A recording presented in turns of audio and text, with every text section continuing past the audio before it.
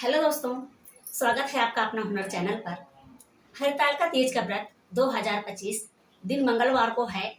उस दिन बाल धोना चाहिए या नहीं धोना चाहिए, तो जो भी सुहागन महिलाओं के मन में विचार है, जिस दिन हम व्रत रखते हैं कहा जाता है कि उस दिन बाल को नहीं धुलना चाहिए।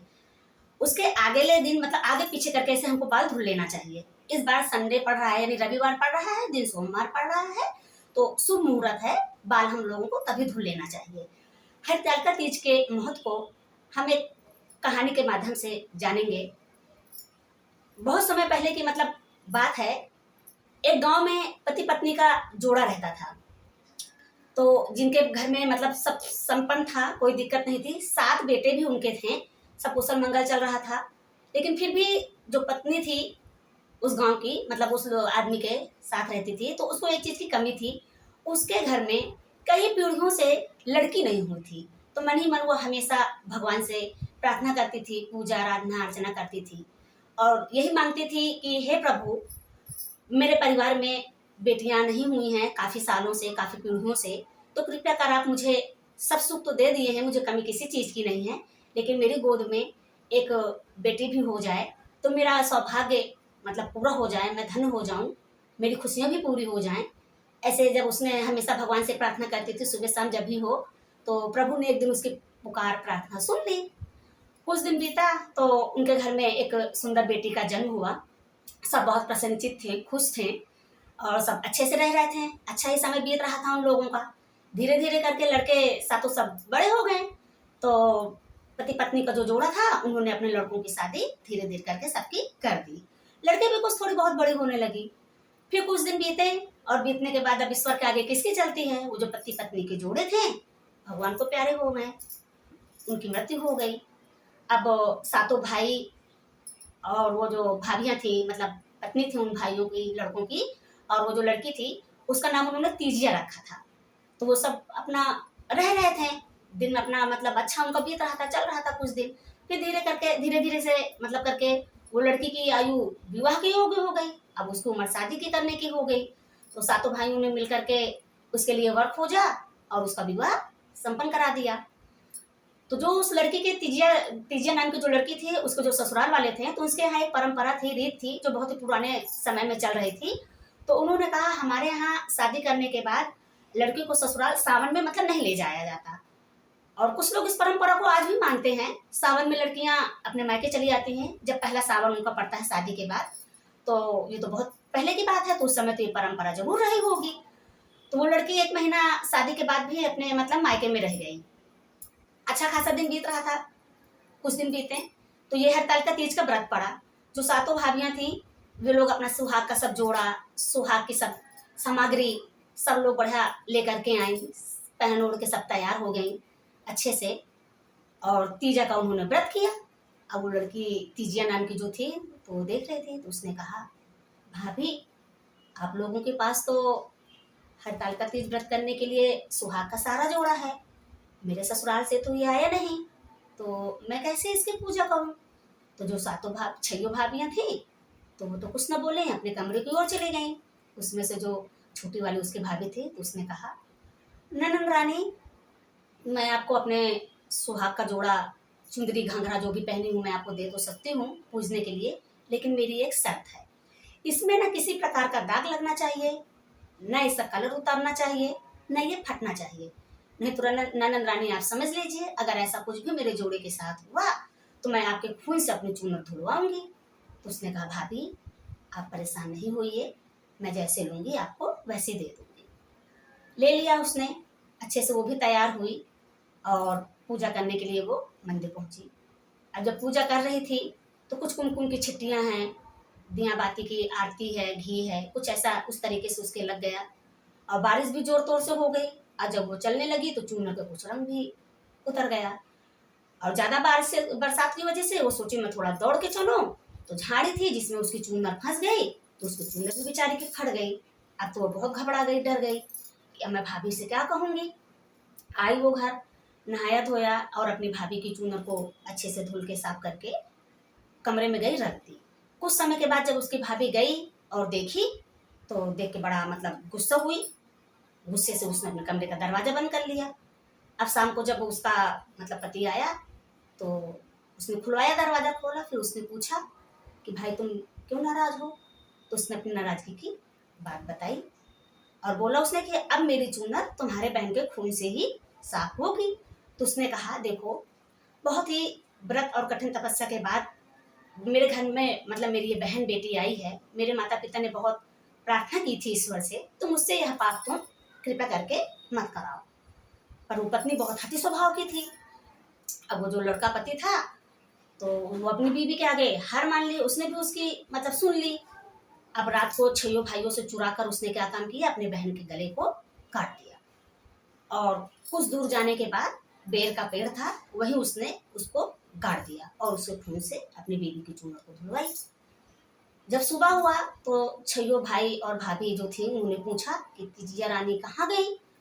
तो छोटी वाली जो भाभी थी तो वो कह रही कि अरे ननंद रानी का ननिहाल जाने का बड़ा मन कर रहा था, तो रात को मैं जाके उसको मतलब उनके मामा के यहाँ छोड़ आई।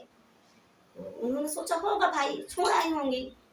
ऐसे करके कुछ दिन जब बीत गए तो 1 महीना पूरा हो गया। अब उसके ससुराल में उन्होंने सोचा कि अब हमको अपनी बहू तिजिया को बुला लेना चाहिए। तो उनके यहाँ एक और रीत थी, जो नाई होते थे, नौबा जिन्हें कहते हैं, तो वो पुराने जमाने में बहू को बुलाने आते थे। उन्होंने उससे कहा कि नाई तुम जाओ हमारी बहू को बुला लाओ। तो उसने कहा ठीक है।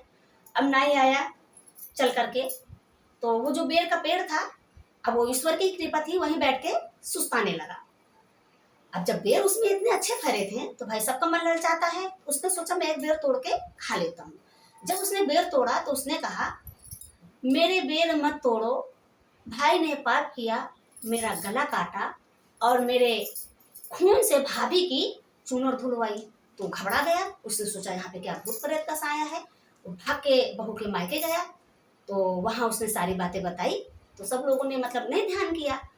और जब उसने बहू को विदा कराने की बात की तो उसने बताया कि आपकी बहू तो अभी मतलब मामा के यहाँ गई है। तो वो पहुंचा अपने गांव, तिजिया के ससुराल वालों से उसने बताया कि ऐसी ऐसी बात है। तो ससुराल वालों ने सोचा होगा ठीक है वो अपने मामा के यहाँ गई है। फिर कुछ दिन बीता तो उन्होंने जो तिजिया का देवर था उसको भेजा कि जाओ तुम अपनी भाभी को बुला लाओ। तो जब तिजिया का देवर आया बुलाने के लिए तो वो भी वही बेर के पास बैठ के सुस्ताने का मन किया। और जब उसने बेर देखा तो उसका भी मन किया कि मैं इसको तोड़ करके थोड़ा सा मतलब खाऊं, भाई सबका मन ललचा जाता है। जब उसने तोड़ने का मतलब मन किया तो वो बोलती है देवर जी मेरे बेर मत तोड़िए, भाई ने मेरे पाप किया, मेरा गला कटाया और मेरे खून से भाभी की चूनर धुलवाई। तो देवर भी सुन के घबरा गया कि ये सब मतलब कैसी आवाजें आ रही हैं। तो वो भी दौड़ के भाभी के अपने मायके पहुंचा, उसने वहां पे सारी बात बताई। तो फिर उन्होंने नजरअंदाज कर दिया और बोला अभी तो आपकी भाभी मामा के यहाँ से आई नहीं। तो बेचारा वो भी अपने घर गया, जा करके बताया अपनी मम्मी पापा से। तो उन्होंने कहा चलो ठीक है कुछ दिन और बहू मायके में रह ले। जब फिर कुछ दिन बीते तो उसने अपने लड़के से कहा कि जा बेटा जा, तू अपनी पत्नी को मायके से बुला ला, समय बीत चुका है। तो वो लड़का अपना गया, चला मतलब अपनी पत्नी को बुलाने के लिए। तो जब पहुंचा तो वो भी वही बेर के पेड़ के पास बैठ गया सुस्ताने के लिए। अब उसने भी देखा कि इसमें बेर लगी है तो उसका भी मन किया कि मैं तोड़ूं। और जैसे उसने हाथ बढ़ाया कि मैं बेर को ऐसे तोड़ूं तो वो कह रही स्वामी जी मेरे बेर मत तोड़िए, भाई ने मेरा पाप किया, मेरा गला कटाया, मेरे खून से मेरी भाभी की चूनर धुलवाई। तो वो भी हैरान परेशान सा हो गया, उसको कुछ सूझा नहीं। उसने सीधे क्या काम किया, वो क्योंकि उसने सब लोगों से सुन रखा था, बेर के पेड़ को उखाड़ के और फेंक दिया। जब उसने उखाड़ के फेंक दिया तो उसमें से एक बहुत ही सुंदर सुहागिन लाल जोड़े में लड़की कन्या स्वरूप निकल आई, जो बिल्कुल उसकी पत्नी ही थी, पत्नी से मिलते जुलते थे। तो उसने कहा तुम यहाँ कैसे? तो उसने अपने स्वामी को पूरी बात बताई। बोली स्वामी आपने तीजा के दिन मेरे सुहाग का जोड़ा नहीं भिजवाया, तो मैंने अपने भाभी से सुहाग का जोड़ा मांग लिया। और उसने मतलब पूरी बातें बताई कि क्या हुआ कैसे हुआ। तो वो वहाँ पे मतलब किस तरीके से उसके भाई ने उसको गाड़ दिया।